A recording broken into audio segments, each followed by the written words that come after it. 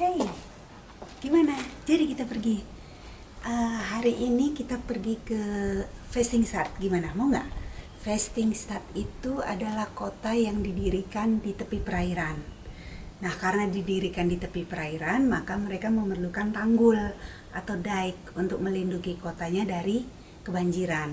Selain itu, zaman dulu dike itu juga berfungsi untuk melindungi kota dari serangan musuh yang datang dari air. Mengapa mereka selalu mendirikan kotanya di tepi perairan? Karena memang alat transportasi umum di Belanda zaman dulu ya lewat air. Makanya, yuk kita ke Vestingstad Gorinchem hari ini. Itu salah satu Vestingstad yang terbesar yang dike-nya atau tanggulnya masih utuh. Udah siap kan? Mari kita berangkat. Dan kita kali ini ditemani oleh si biru. Si biru yang selalu setia sama aku loh.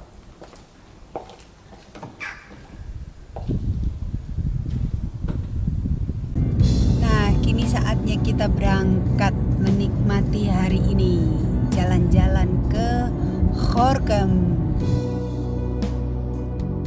Saya yakin dengan sarapan pagi yang sehat seperti ini, wah, kita bakal semangat banget jalan-jalannya. Lihat nih, apa aja isinya. Telur 2, keju, ham, dan salad. Wah, kayaknya makanan sehat nih. Ayo kita nikmati dulu ya.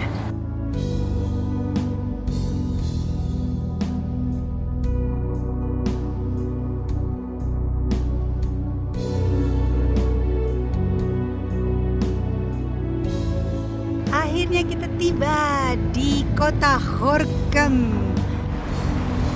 Itu adalah dike kota Gorinchem. Dike itu yang tadi saya ceritain panjang lebar yang melindungi kota ini dari serangan musuh dan banjir. Nah, kalau mau masuk dan keluar dari kota ini ya lewatin jalan ini, dan jalannya bisa dibuka tutup. Dan kebetulan kita nyampe sini dan kebetulan jalannya dibuka untuk kapal yang lewat. Nah, lihat di sana. Jadi kini sekarang kita berada di kota Gorinchem. Jadi kalian bisa lihat sekarang kenapa orang-orang di sini kalau cuaca bagus suka sekali jalan di dike, karena banyak yang bisa mereka dapatkan. Selain menikmati pemandangan, juga demi kesehatan. Sekarang kita menuju ke kanon di sana, kanon zaman perang dulu.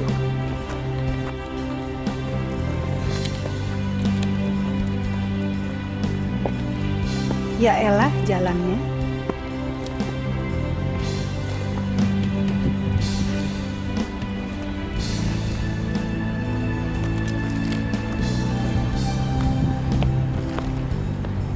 Nah, kita sudah di sini. Dan lihat pemandangan dari sini. Nah, kita ini di atas dike. Di atas dike. Dan di sisi dalam adalah kota, di sisi luar adalah perairannya.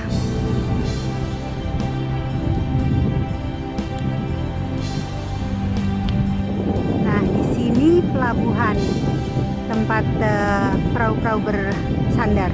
Biasanya semua kota Vestingstad itu pasti memiliki pelabuhan, karena memang sudah identik dengan perlayaran. Lihat deh, di belakang saya itu pelabuhan. Hampir semua kota-kota Vestingstad itu pasti memiliki pelabuhan, karena ya memang identik dengan pelayaran. Siapa sih yang nggak suka kalau pas summer berjemur di kapal kayak gini? Bukan? Asik-asik aja. Kemanapun kita pergi di Belanda pasti ketemu gereja kayak gini nih. Namanya Grote Kerk. Kayaknya saya nggak pernah bosen deh nengokin gereja. Kemanapun saya pergi pasti gereja-gereja kayak gini saya masukin.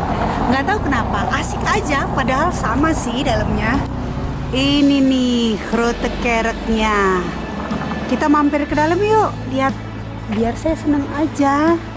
Ternyata gereja ini cuma buka hari Kamis jam 7 sampai jam 9 malam. Hari Sabtu jam 1 sampai jam 5. Nih, ketulis di sini nih. Tapi di websitenya nggak jelas. Jadi kita kecepatan. Ntar jam 1 kita balik lagi ke sini ya. Kita sekarang mau melihat isinya gereja ini apa sih? Coba.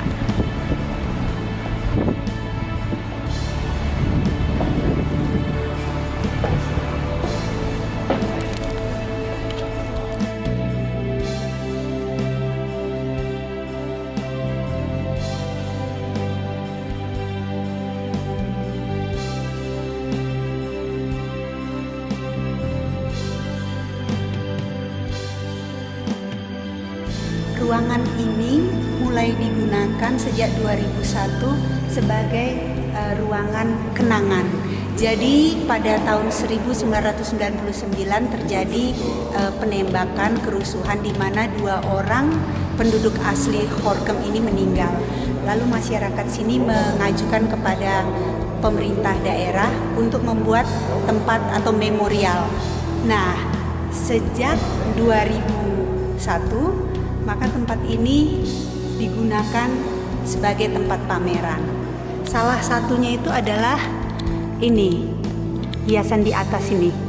Ini melambangkan tentang sinar yang masuk dari luar, lalu ditampung di dalam tali-tali ini, di mana tabung-tabung ini berisi surat dan nama dari mereka yang meninggal. Jadi masyarakat asli Gorinchem, kalau ada keluarganya yang meninggal dan ingin punya memori, mereka bisa datang kemari dan meletakkan nama saudara yang meninggal.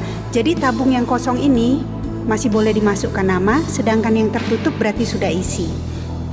Setiap akhir tahun, terutama tanggal 31 Desember, jam 3 sore, Kepala Pemerintahan Gorinchem akan datang ke sini untuk merayakan dan mengingat nama-nama orang yang meninggal. Dan kalau tabung-tabung ini semua penuh di akhir tahun, maka nama-nama itu akan diambil dan dimasukkan ke dalam tabung yang besar ini, supaya tahun-tahun berikutnya orang-orang bisa lagi menggunakan tabung ini untuk menyimpan nama saudaranya.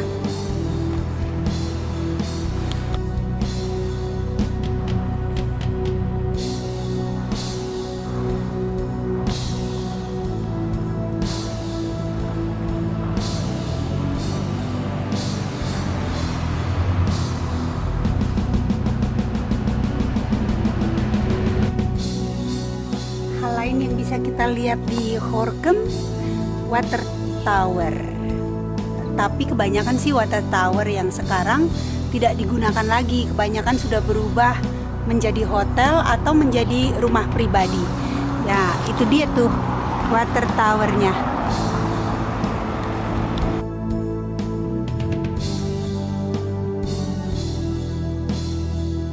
Tower ini udah berubah fungsi, dia telah menjadi rumah sekarang. Kalau misalnya cuma 1 orang yang tinggal, ya asik sih, gede kayak gini.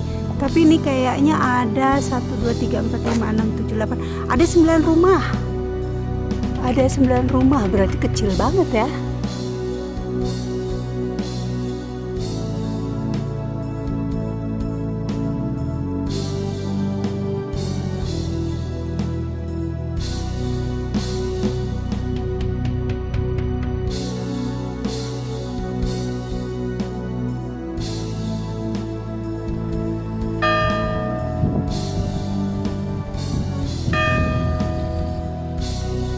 Lihat tuh di bagian tengah kincir anginnya, tertulis tahun pembuatannya 1764.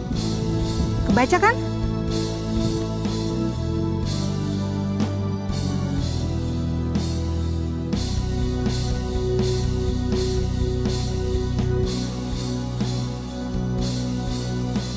Ayo kita naik ke atas molen dengan tangganya yang sangat curam.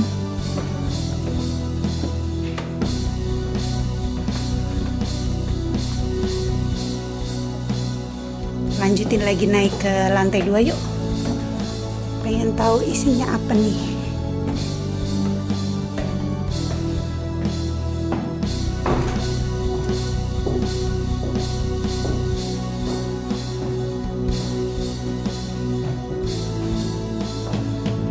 Sekarang kita naik lagi ke lantai 3 ya. biar bisa keluar dan melihat dari atas. Curam juga tangganya. Nah ini nih, yang di lantai 3 isinya seperti ini.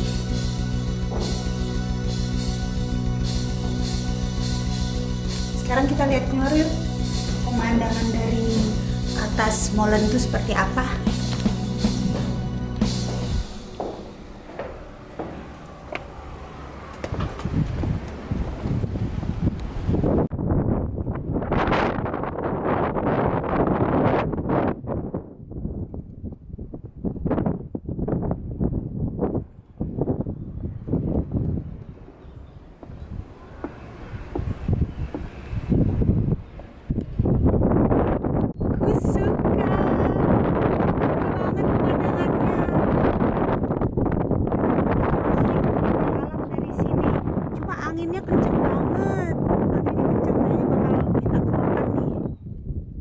Tapi asik kan? Coba deh lihat.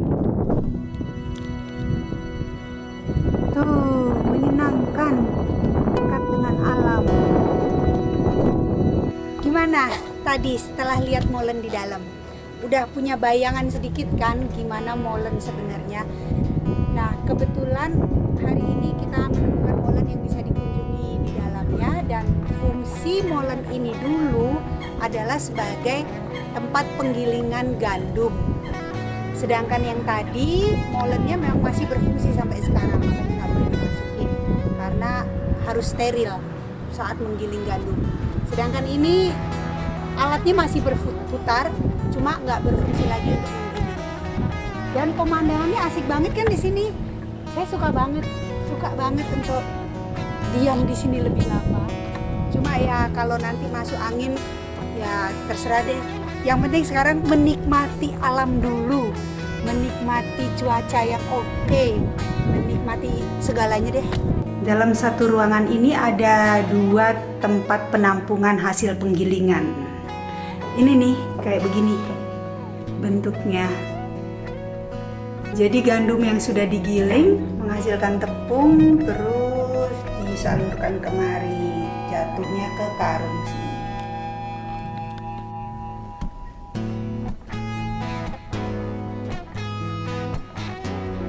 Sekarang kita ke lantai berikutnya, lantai paling atas dari molen ini. Di belakang saya tuh mesin penggilingannya. Tuh, lihat kan mesin penggilingannya. Dan ini 2 wadah kayu yang digunakan untuk menampung gandum. Kemudian di sini digiling dan dibawa turun di tempat yang tadi kita lihat tuh.